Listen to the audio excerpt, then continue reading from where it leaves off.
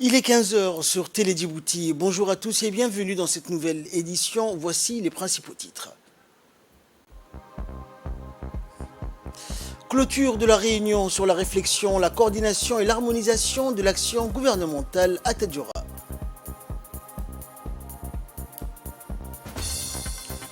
Et dans l'actualité internationale, sécurité et énergie à la table de la communauté politique européenne. Voilà pour les titres, bonjour à tous. C'est dans une dynamique de mise en œuvre des politiques publiques dont l'objectif est de faire de la République de Djibouti un pays émergent que le gouvernement a organisé un atelier de réflexion sur l'action gouvernementale. Ce séminaire donc de 2 jours revêtait son importance.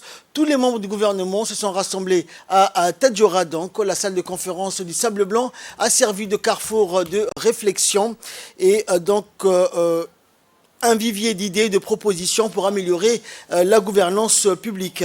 Ces concertations de haut niveau sur l'action publique avaient à l'ordre du jour plusieurs thématiques avec pour finalité se mettre en synergie au service de la population. En effet, cette capitalisation de la politique nationale d'évaluation est le fruit d'un long processus participatif et inclusif des acteurs étatiques. En d'autres termes, s'imprégner et avoir une lecture commune des missions du gouvernement, un travail de complémentarité et de solidarité dans une grille de thématiques transversales. Et lors de la clôture de l'action gouvernementale, le Premier ministre avait indiqué qu'il fallait diversifier notre économie avec une ouverture sur le secteur privé, car le tourisme, a-t-il rappelé, constituait un levier important du développement durable. Écoutons le Premier ministre. En prenant la parole, le modérateur a fait une première synthèse de la première journée de la retraite. À mon tour, j'introduis donc un mot sur la nécessité de diversification de notre économie avec une ouverture sur le secteur privé. Le tourisme constitue un levier important du développement durable. Thématique 5, Djibouti, Beyond the Port, le tourisme à l'honneur. À son tour, le ministre du Commerce a procédé à sa présentation sur cette thématique, rappelant que Djibouti est tributaire d'une économie des services qui représente plus de 70% du PIB, avec une faible contribution de 3% du tourisme, est un secteur embryonnaire actuellement, mais à forte potentialité de développement, car le pays dispose notamment des sites touristiques exceptionnels. En adoptant une stratégie quinquennale, le pays a adopté un modèle de tourisme culturel et environnemental pour le développement de ce secteur. Le ministre a présenté le bilan des actions entreprises. Il est enregistré des avances notables en termes de connectivité, à savoir la multiplicité des compagnies aériennes, le système de l'e-visa, la diminution du coût des visas, l'extension de l'aéroport international de Djibouti, l'expansion du parc hôtelier, le nombre de réservations d'hôtels et de l'augmentation de l'offre, la mise en place d'un nouveau cadre stratégique pour le développement durable du tourisme, la réforme institutionnelle, la création des zones portuaires et de développement touristique, la mobilisation des financements pour les investissements productifs, la mise en place d'une politique d'accompagnement, l'appui et la professionnalisation des métiers du tourisme. Cependant, le secteur du tourisme est confronté à un certain nombre de difficultés. Sites touristiques uniques en danger et traditions vivantes sous-exploitées. Besoin d'une exploitation commerciale, responsable et équitable des ressources et des traditions. Zones touristiques aménagées ou à réhabiliter. Offres non structurées. Compétences et ressources limitées. Nombre d'emplois faibles. Pour cela, il faudrait relever certains défis dans les années à venir. Structuration de l'offre. Renforcement et création d'associations sectorielles. Développement de nouveaux produits. Accompagnement des porteurs de projets, aménagement et valorisation des zones touristiques prioritaires, renforcement des compétences, développement des infrastructures de base, mobilisation des investissements productifs, mobilisation des projets touristiques, débat et échange des différents intervenants. À l'issue de la présentation, les intervenants ont soulevé les éléments suivants: la qualité et le nombre d'infrastructures d'accueil, l'amélioration des comportements de la culture d'accueil et des infrastructures adéquates, l'aéroport à l'hôtel, la valorisation des diplômes en arabe dans la filière d'hôtellerie, la professionnalisation de la chaîne de valeur, l'orientation stratégique du tourisme de masse à l'intérieur comme dans la région. Certains considèrent qu'on fait de surplace depuis 30 ans. Valorisation de la dimension écologique avec la protection des sites naturels exceptionnels. Le secteur est considéré comme un vivier d'emplois non exploités efficacement. Formation des ressources humaines dans le secteur. Absence du tourisme local, c'est-à-dire les nationaux. Mais je voudrais vous dire aussi, quelqu'un disait qu'avec 100 000 touristes par an, nous pouvons gagner. Moi, je vous promets qu'un seul hôtel va vous amener 120 000 touristes par an.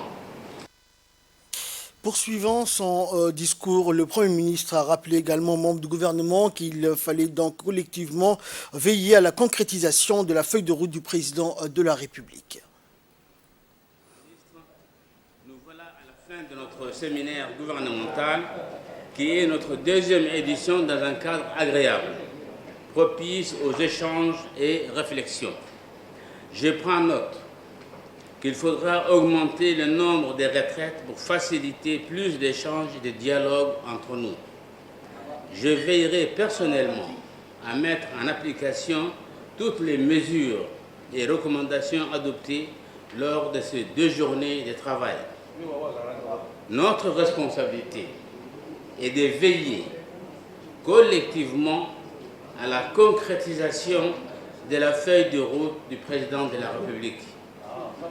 Nous avons longuement évoqué et discuté de la rigueur, de la discipline, de la responsabilité collective, de la cohérence, de la cohésion, de la solidarité gouvernementale pour que notre action soit effective, efficace et efficiente. Aussi, ce séminaire nous a soudés encore plus et fut l'occasion d'avoir une compréhension harmonisée des difficultés et des défis à relever. Les thématiques abordées ne sont pas anodines, car elles nous ont permis de mesurer l'ampleur de la tâche qui nous attend pour être aux côtés du président de la République. J'ai foi en notre combativité et synergie pour relever ensemble tous ces défis. Nous ne perdons pas de vue que nous sommes à quelques mois d'une échéance électorale importante pour notre coalition. Une coalition qui s'engage et gagne pour le bien-être de la population, du peuple djiboutien. Je ne saurais clore mes propos sans féliciter les différents intervenants pour leur qualité de présentation. Je félicite également le secrétariat pour le travail d'appui fourni lors de ces 2 journées. Et je remercie au nom des membres du gouvernement, même si elle fait partie du gouvernement, Madame Safia Mohamed Ali Gadili pour l'appui logistique. Et enfin, la gérante des Sables Blancs, Madame Hawa Omar Hussein, nous a prouvé que nous pouvons et devons faire confiance à nos promoteurs touristiques. Et je recommande à tous et à toutes de revenir ici pour vos séjours privés et vos ateliers de travail. Je vous remercie encore une fois. Et nous poursuivons avec ce communiqué qui vient de nous parvenir du ministère de la Défense qui indique, je cite, « Dans la nuit du 6 au 7 octobre 2022, aux environs de 2 heures du matin, un groupe terroriste dénommé Frud Armé a attaqué nos troupes basées à Garaptissan du régiment de Tadjoura. Cette bande est bien connue pour ses actes odieux et criminels consistant à terroriser et piller les populations des secteurs éloignés du pays, malgré que nos militaires se soient défendus vaillamment. Cette attaque aura causé la mort de 7 de nos soldats, 4 blessés ainsi que 6 portés disparus. Les renforts sont sortis aussitôt afin de soutenir cette unité avancée. À l'heure qu'il est, la poursuite est en cours. Tous les moyens humains et matériels sont engagés pour neutraliser ces terroristes et retrouver nos 6 portés disparus. Le ministère de la Défense compte sur l'appui de la population de la région pour signaler ou fournir les éventuelles informations qui permettront de retrouver leurs traces. Fin de citation. Et nous poursuivons avec ces dossiers de cette édition donc, où nous allons parler de l'action gouvernementale. Qu'est-ce que l'action gouvernementale? Une retraite donc, qui s'est déroulée durant 48 heures à Tadjoura et qui aura réuni les membres du gouvernement pour s'immerger dans les plans d'action de chaque département ministériel. Et donc, dans chaque pays, toute évolution de politique nécessitant un minimum de consensus social et une compréhension dans chaque action entreprise. Pour cela, les gouvernements de tous les pays qui sont aux commandes doivent synchroniser leurs actions dans l'objectif même de la retraite gouvernementale qui vient de se tenir et de s'achever à Tadjoura. Il s'agit d'une réunion exceptionnelle qui se tient au début de chaque rentrée politique et raccorde les violents, autrement dit, donner une synergie commune à la politique publique.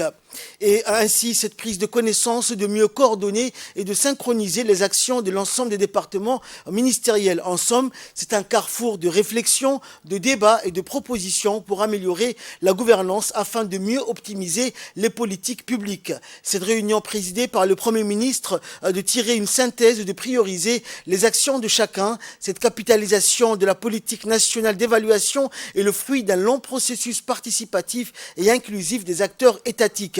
Si l'on peut retenir quelque chose de cette retraite gouvernementale, ce qu'on peut dire que celle-ci visait à contribuer à la promotion d'une bonne gouvernance en développant la culture et la pratique de l'évaluation à tous les niveaux et dans tous les domaines avec un objectif principal, celui de créer une cohésion de l'exécutif aux commandes de ce pays. Et le Premier ministre, rappelons-le, durant cette retraite gouvernementale, avait rencontré à la préfecture de la ville de Tadjoura les sages de la ville blanche, autrement dit le Miglis. La rencontre s'est déroulée en présence de plusieurs membres du gouvernement et du secrétaire général de la primature, Neguib Abdallah Mohamed Kamil. Les sages, ou l'assemblée coutumière de Tadjoura, ont fait part au Premier ministre du déroulé des préparatifs de l'intronisation du sultan de Tadjoura qui est prévu pour très bientôt. La délégation conduite par le Premier ministre a été très bien accueillie par les sages de la ville de Tadjoura et lui ont assuré que les préparatifs pour le couronnement du sultan de Tadjoura allaient bon train.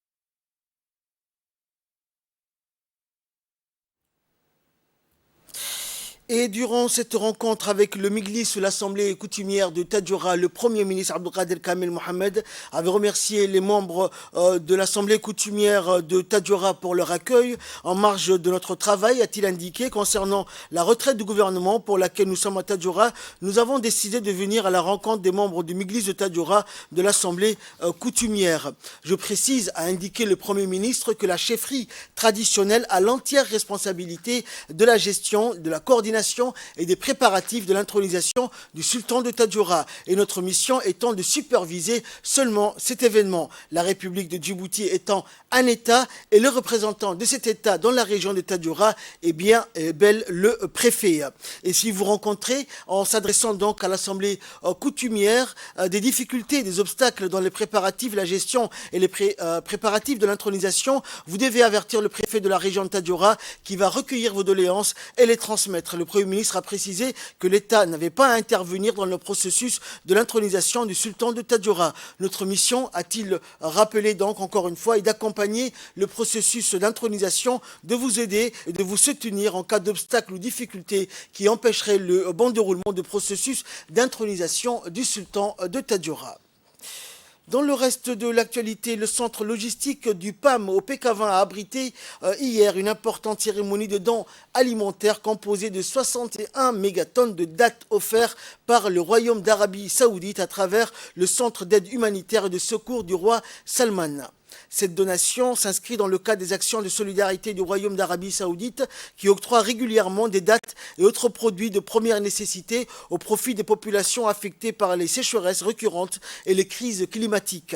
Cette cérémonie de remise des dons a vu la participation de l'ambassadeur d'Arabie Saoudite à Djibouti, de représentants du centre d'aide humanitaire, de la représentante du PAM, Marie Ngorogé, et du secrétaire exécutif de l'ONARS ainsi que du conseiller principal du ministère des Affaires sociales et de solidarité. La cérémonie a été clôturée par la signature d'accords entre le représentant du centre d'aide humanitaire et la représentante du PAM dans le but de contribuer à couvrir les besoins humanitaires des personnes touchées par les sécheresses. Et dans les interventions, les participants n'ont pas manqué de souligner l'urgence d'apporter une aide sociale aux ménages et aux populations impactées par la sécheresse et l'inflation des prix des denrées alimentaires de première nécessité. Logistique humanitaire pour la cérémonie de réception des dates du Royaume d'Arabie Saoudite. Mesdames et Messieurs, la République de Djibouti a lancé une alerte à la sécheresse en février 2022 et un appel à la solidarité nationale a été laissé par le président de la République, son Excellence Monsieur Ismaël Omar Guelleh, le 10 mars 2022. À la suite de ces appels et sous la leadership du Bureau de coordination, les agences du système des Nations Unies présentes en République de Djibouti n'ont pas ménagé leurs efforts pour mobiliser les ressources et moyens nécessaires pour venir en aide aux populations les plus touchées par les sécheresses. Écoutons à présent l'intervention du représentant du ministère des Affaires sociales et des Solidarités. D'être ici au sein du centre logistique du PAM afin de réceptionner un don alimentaire du Royaume-Uni. Cette donation s'inscrivant dans le cadre de la réponse à la sécheresse et à l'assistance aux réfugiés.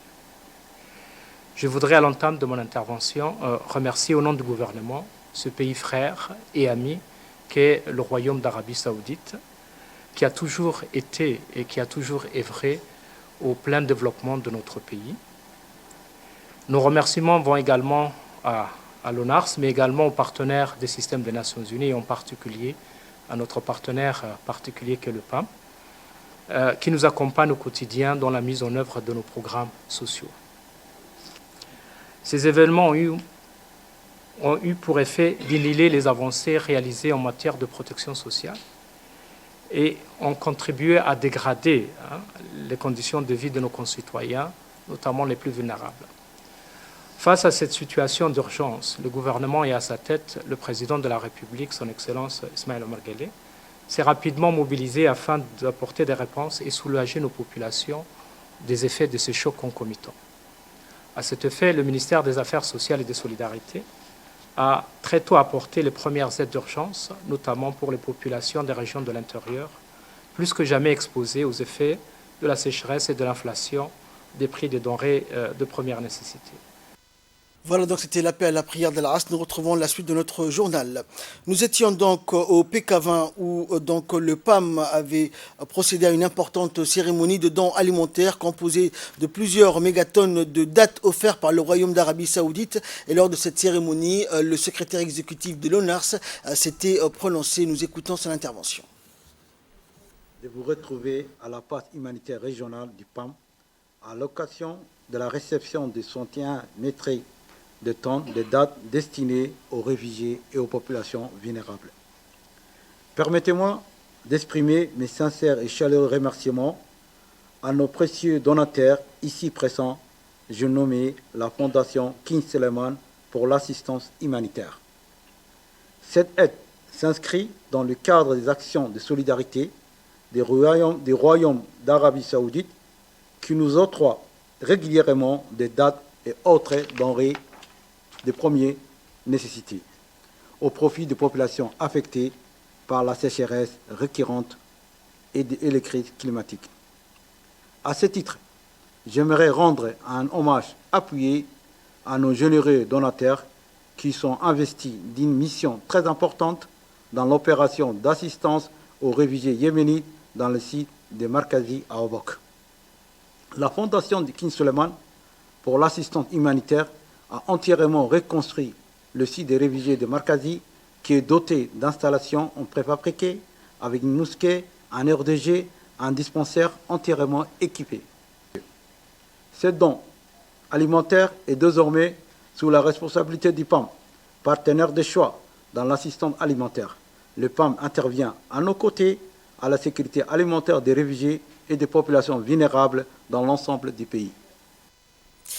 Les écoles arabophones de Djibouti ont toujours utilisé donc des manuels provenant des pays frères, notamment l'Arabie Saoudite et le Yémen. Les élèves djiboutiens sortant de ces écoles n'avaient pas les mêmes compétences culturelles ni le même profil de sortie que ceux sortant des écoles publiques. C'est dans cette optique que le ministère de l'Éducation nationale et de la formation professionnelle a décidé, il y a 2 ans, de reformer les écoles arabophones de Djibouti. Désormais, ces établissements sont soumis au respect des programmes officiels d'enseignement et aux mêmes critères d'encadrement, de suivi et d'évaluation que les écoles publiques.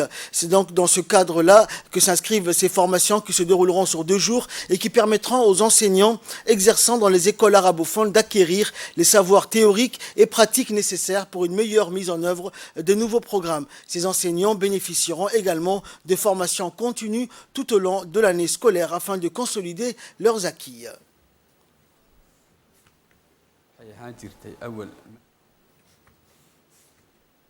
Et je vous propose de suivre à présent l'intervention du directeur général de l'enseignement. Le directeur, et cette formation va se poursuivre également tout au long de l'année, ce qui permettra d'avoir la même formation pour tous les intervenants dans les écoles privées. Et donc je crois que c'est à encourager à suivre cette initiative qui vient de la direction des écoles privées. Et donc, nous encourageons les enseignants également à suivre cette formation pour que nos élèves aient le même apprentissage et le même profil de sortie lorsqu'ils seront dans les universités à l'étranger. Il faut que ces élèves-là aient les mêmes références des Djiboutiens qui ont suivi le même programme en arabe. Et dans l'actualité internationale, c'était dans les titres de cette édition, synergie, donc sécurité et énergie à la table de la communauté politique européenne. Pas moins de 44 dirigeants européens se sont retrouvés à Prague pour lancer la communauté politique européenne. Ce nouveau format de dialogue rassemble les États membres de l'Union européenne, les candidats à l'adhésion, ceux qui appartiennent à l'OTAN et ceux qui aspirent à rejoindre l'Alliance. Tous veulent évoquer l'avenir du continent avec une intention particulière sur la sécurité. La Russie et le Bélarus étaient les 2 grands absents.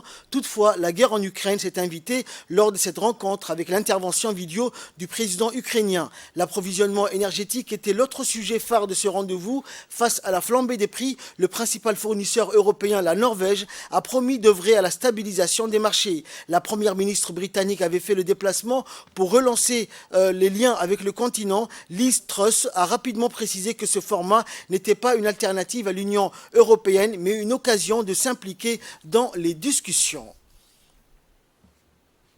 Et enfin, en sport, le champion olympique Mo Farah vise un retour à la course en avril. Le quadruple champion olympique britannique Mo Farah vise le mois d'avril pour son grand retour. Quelques jours après le marathon de Londres pour lequel il a déclaré forfait pour cause de blessure, l'athlète de 39 ans affirme que son objectif est toujours de remporter un autre marathon après celui de Chicago en 2018. Le spécialiste des courses de fond et de demi-fond ne semble pas vouloir abandonner ses ambitions sur route. Il a même avoué courir plus qu'il y a 20 ans, soit entre 195 et 202 km par semaine. À Doha, il est aussi revenu sur les raisons de son retrait de la course londonienne du 2 octobre dernier, soulignant qu'il ne prendrait pas de décision irréfléchie concernant sa reprise de la course. Le sextuple champion du monde a annoncé qu'il comptait s'entraîner en Éthiopie à partir du mois de janvier pour 3 mois. C'est tout pour ce journal. Merci à vous de nous avoir suivis. Restez avec nous avec la suite de programme sur Télé Djibouti.